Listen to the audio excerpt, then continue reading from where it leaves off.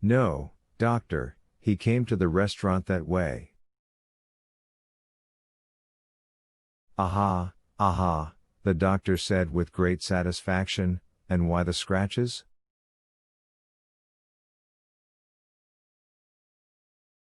Did he have a fight?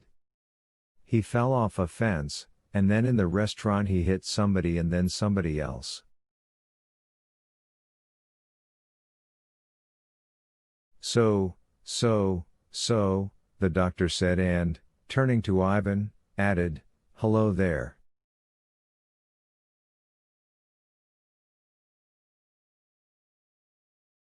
Greetings, saboteur. Ivan replied spitefully and loudly. Ryukin was so embarrassed that he did not dare raise his eyes to the courteous doctor. But the latter, not offended in the least, took off his glasses with a habitual, deft movement, raised the skirt of his coat, put them into the back pocket of his trousers, and then asked Ivan.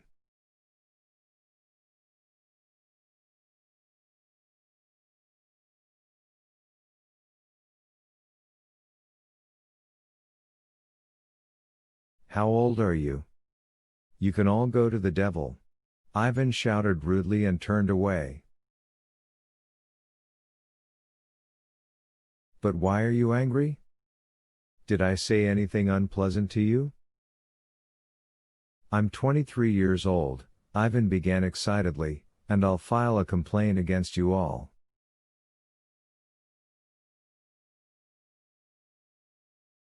And particularly against you, louse. He adverted separately to Ryukin.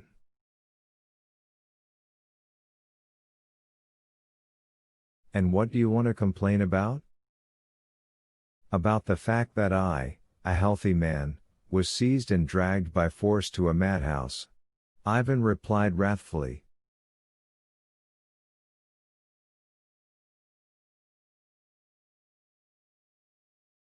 Here Ryukin looked closely at Ivan and went cold. There was decidedly no insanity in the man's eyes.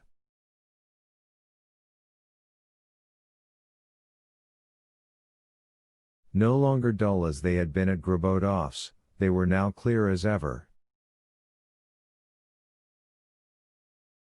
Good God! Ryukin thought fearfully. So he's really normal.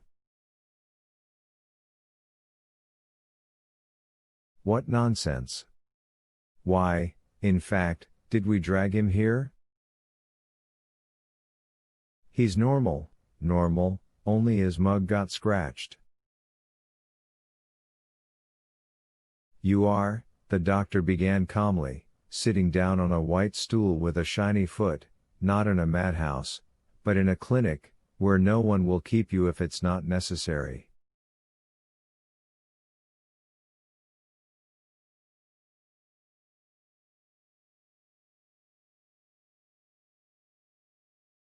Ivan Nikolaevich glanced at him mistrustfully out of the corner of his eye, but still grumbled.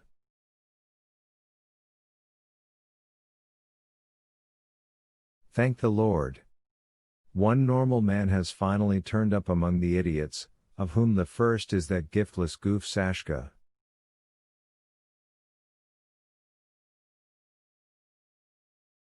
Who is this giftless Sashka? The doctor inquired. This one here, Ryukin, Ivan replied, jabbing his dirty finger in Ryukin's direction.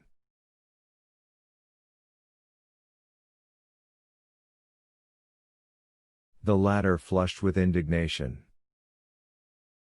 That's the thanks I get, he thought bitterly, for showing concern for him. What trash, really?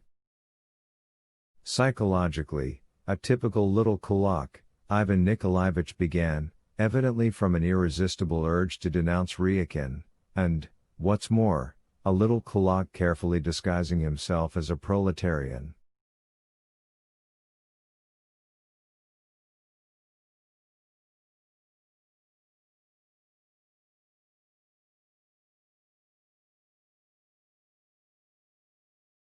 Look at his Lenten physiognomy, and compare it with those resounding verses he wrote for the 1st of May, hey, hey, hey.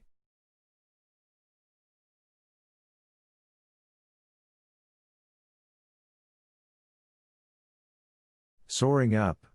And soaring down. But if you could look inside him and see what he thinks, you'd gasp. And Ivan Nikolaevich burst into sinister laughter.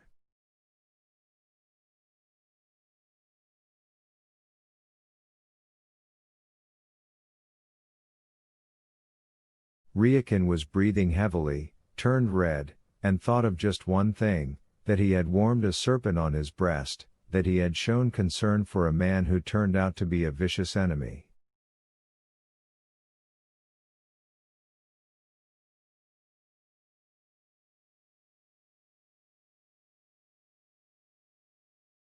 And, above all, there was nothing to be done, there's no arguing with the mentally ill.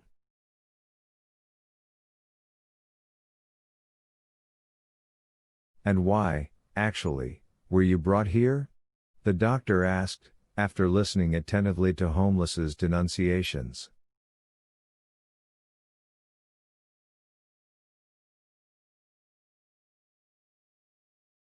Devil take them, the numbskulls. They seized me, tied me up with some rags, and dragged me away in a truck.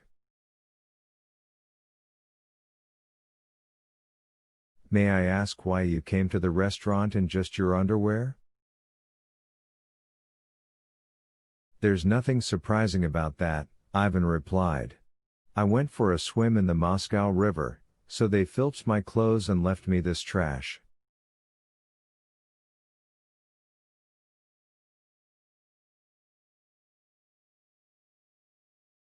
I couldn't very well walk around Moscow naked. I put it on because I was hurrying to Gribodov. The doctor glanced questioningly at Ryukin, who muttered glumly. The name of the restaurant. Aha, said the doctor, and why were you in such a hurry? Some business meeting? I'm trying to catch the consultant, Ivan Nikolaevich said and looked around anxiously. What consultant? Do you know Berlioz? Ivan asked significantly. The composer? Ivan got upset. What composer? Ah, yes, no.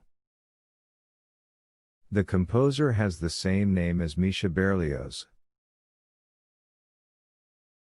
Ryukin had no wish to say anything, but was forced to explain.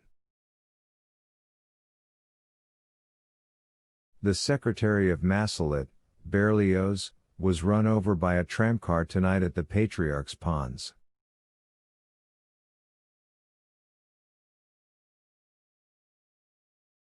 Don't blab about what you don't know.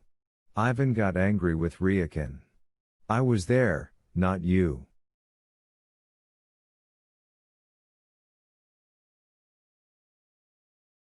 He got him under the tramcar on purpose. Pushed him?